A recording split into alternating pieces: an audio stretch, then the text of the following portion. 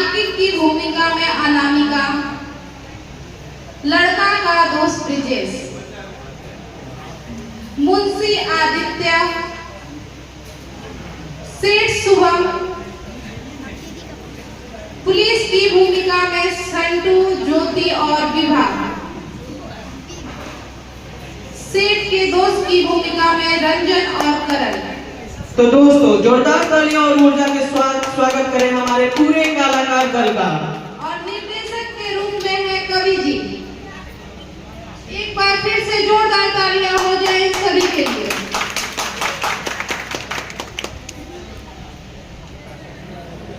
उनके यहाँ पहली संतान लड़की होती है, जिससे वे दुखी हो जाते हैं, और कुछ समय पश्चात एक लड़का होता है, जिससे उनके परिवार में खुशी की लहर दौड़ जाती है। लड़का अब स्कूल जाने लगता है, तो आइए आपको लिए चलते हैं इस परिवार में। बेटे का एडमिशन करवाना है, सोचता हूँ किसी अच्छे स्कूल में करवा दूँ। पर कैसे? हमारे खाने के तो लाले पड़े हैं। इस महंगाई में फिर इतने पैसे कहाँ से आएंगे?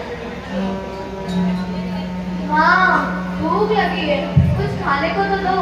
कल भी तो बासी रोटी भी थी, और रोहन को तो गरम-गरम रोटियां। चुप कर क्यों कहेंगी? जो मिलता है चुपचाप खा।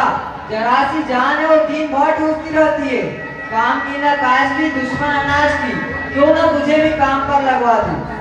पिताजी, मैं अभी छोटी हूँ, मैं भी पढ़ना चाहती हूँ। मैं वादा करती हूँ, भैया से भी अधिक नंबर लाकर दिखाऊंगी। मैं काम पर नहीं जाना चाहती। काम नहीं करेगी तो खाएगी क्या? तेरे भाई को भी तो पढ़ाना है। कल से 2-4 घरों में काम पर लगवा लेती हूँ।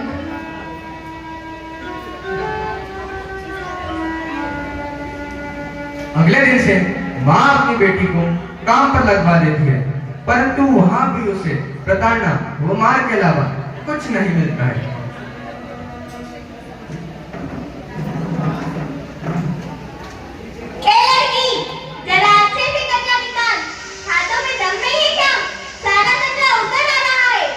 मैडम जी, निकाल तो रही हूँ। आप पंखा भी तो बंद नहीं करने देती, कचरा तो उड़ेगा ही।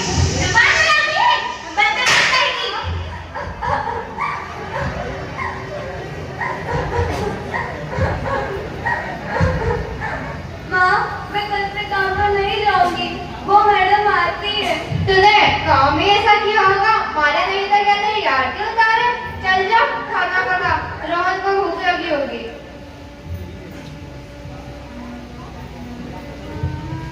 माँ, भूख लगी है, कुछ खाने को दे ना। आजा बेटा, बता क्या खाएगा? अरे रोहन, सर्कस लगा है, चल देख कर आते हैं। पिताजी, पैसे दे दो, सर्कस देखने जाना है। ले बेटा, जल्दी आना।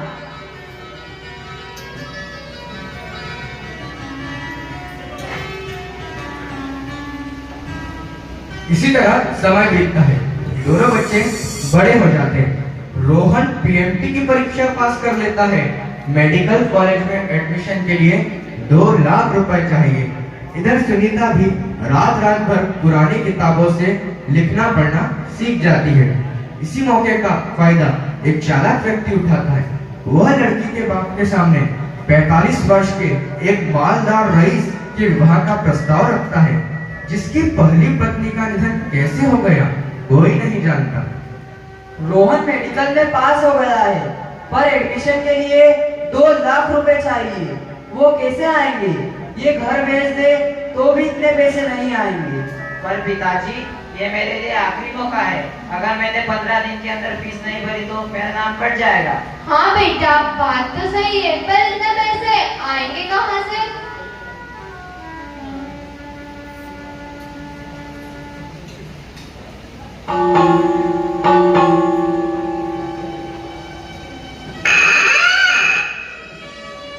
नमस्कार भैया। नमस्कार, पर आप है कौन? मैंने आपको पहचाना नहीं। अपना मददगार ही समझिए भैया, मदद करने आए हैं। कैसी मदद? तुम्हारी मदद, तुम्हें मेडिकल में एडमिशन दिलाने की मदद। क्या सच भैया? हाँ, पहले एक बात बताओ, बेटी का विवाह करोगे क्या? एक मालदार आदमी है, कहो तो बात चलाओ। मतलब समझे नहीं। यदि बेटी का विवाह उससे करवाओगे तो पूरे 2 लाख रुपए मिलेंगे। पर पर मतलब क्या भैया? बस उम्र में कुछ सालों का अंतर है, करीब 30-35 साल। क्या? नहीं भैया, ये अंतर तो ज्यादा है। सोच लो, बेटे के भविष्य का सवाल है, फिर इतने पैसे कहाँ से लाओगे? अरे उस मनोज का क्या अचार डालेगी और 2 साल बाद उसकी शादी का खर्च क्या भगवान उठाएगा? अच्छे रिश्ते को ठुकराया नहीं करते। तो ठीक है भैया, कल सुबह अपनी बेटी को दुल्हन बनाकर इस पते पर ले आना और रुपए ले जाना।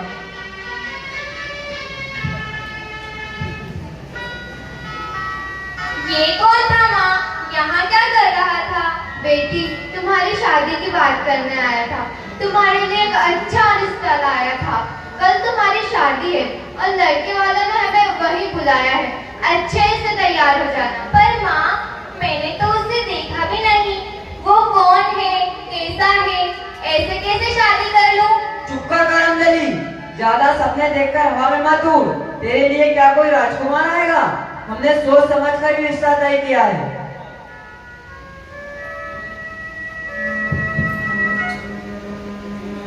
इस प्रकार माँ बाप अपनी लड़की को डांट डपट कर शादी के लिए राजी कर लेते हैं और अगले दिन बाप धोखे से ले जाकर अपनी भोली बेटी का विवाह उस अधेड़ व्यक्ति से कर देता है। यहाँ भी उसे प्रताड़ना व अत्याचार के अलावा कुछ नहीं मिलता है।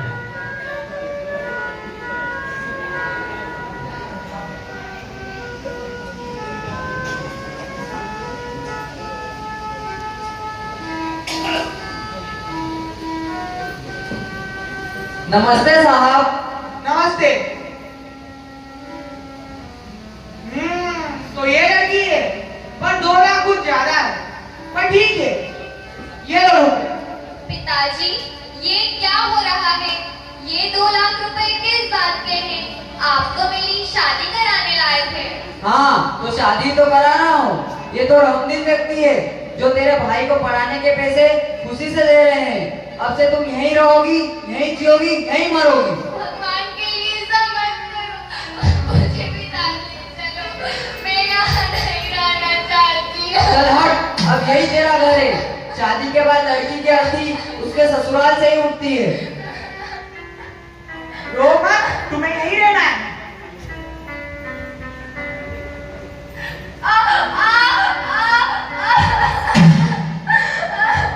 अब से तुम्हें यहीं रहना है, समझी?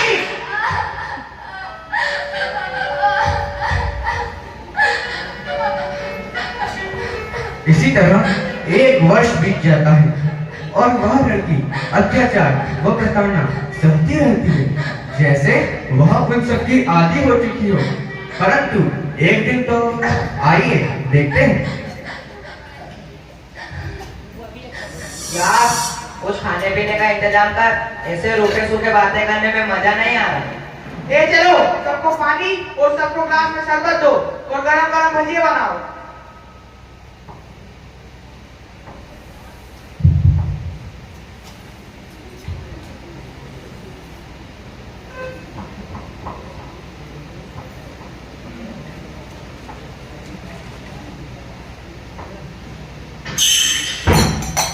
इतना वक्त बीत गया पर तुम अभी तक हमारा तौर तरीका नहीं सीखी।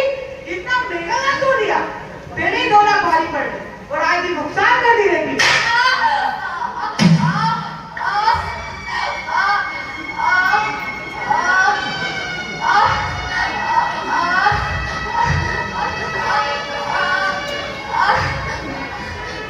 देखो देखो कैसे नाटक कर रही है।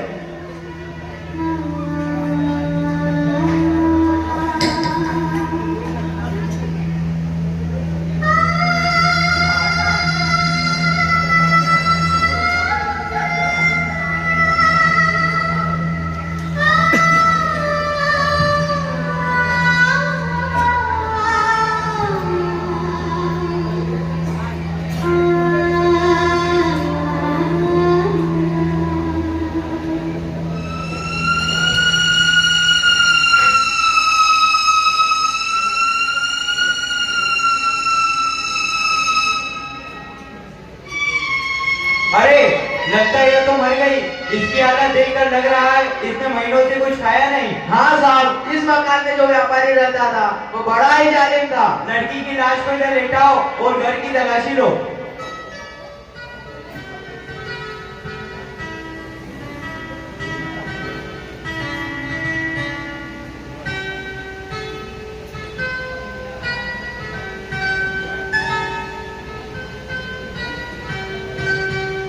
साहब, एक लिफाफा मिला है, शायद कुछ लिखा है।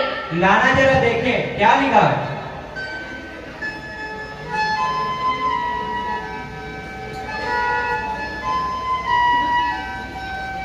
इसके माँ बाप को बुलाओ और उन दरिंदों को पकड़ कर लाओ।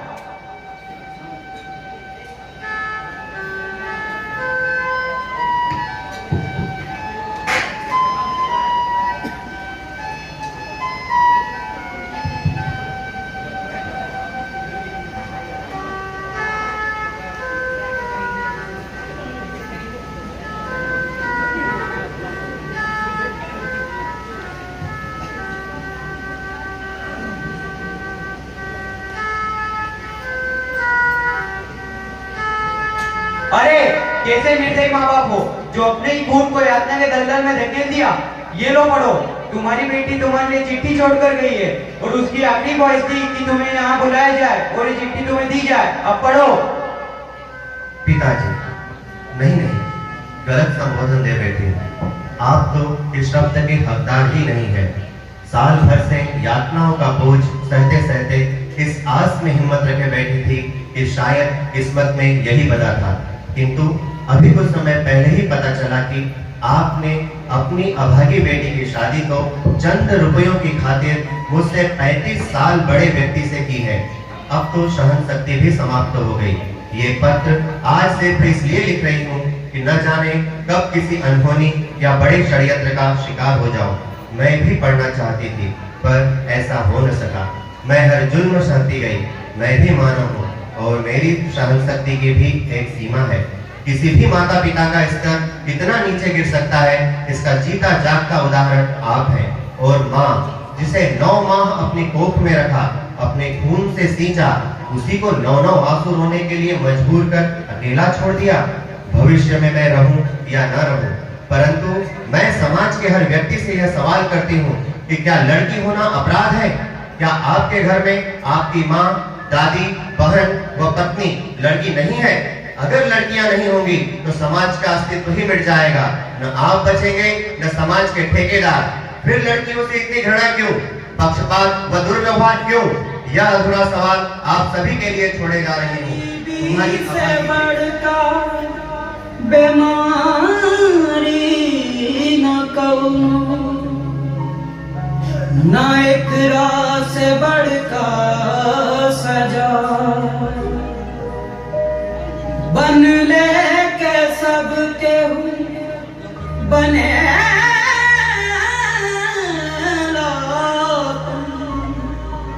बिगड़ल के बूझे भला।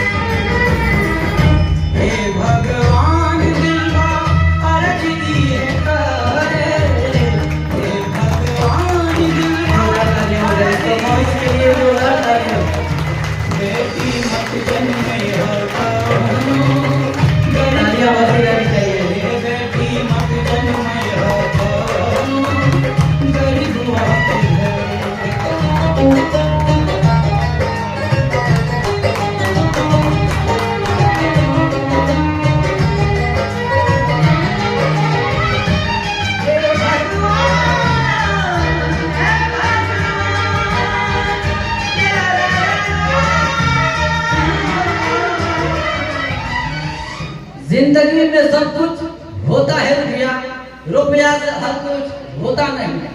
जिंदगी में सब कुछ होता है रुपया, रुपया से हर कुछ होता नहीं। रुपए के लालच न होते किसी में तो नफरत का बीज कोई होता नहीं। माँ फर्ज ममता प्यार के आंगन में नफरत का अंकुर फूट गया। फर्ज ममता प्यार के आंगन में नफरत का अंकुर फूट गया, धन के बद में मन मालिन हुआ, तब खून का रिश्ता टूट गया। ये बेटी एक सवाल करिए समाज से कि मेरे इस जिस्म को खेल बनाकर क्या करोगे, मेरे इस जिस्म को खेल बनाकर क्या करोगे, मैं तो अब मर चुकी, अब मुझे जलाकर क्या करोगे, अब मुझे जलाकर क्या करोगे।